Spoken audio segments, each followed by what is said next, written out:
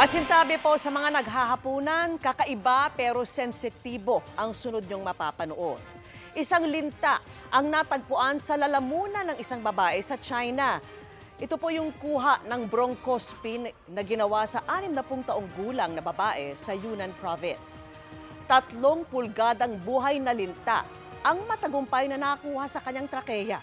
Halos 1 buwan na raw na inuubo na may kasamang dugo ang ginang bago ito nagpunta sa ospital. Ayon sa director ng Pulmonology Department ng ospital na tumingin sa kanya, nagtatrabaho sa bundok ang pasyente bago ito nagkasakit. Uminom daw siya ng tubig mula sa bundok na posibleng pinagmula ng linta. Paniwala ng mga surgeon, nalunok ng pasyente ang linta at saka ito gumapang papunta sa kanyang trakeya kung saan 2 linggo itong nanatili. Nasa maayos na kalagayan na po ang pasyente. Mga kapuso, kasama nyo kami 24 oras. Mag-subscribe sa GMA Integrated News sa YouTube.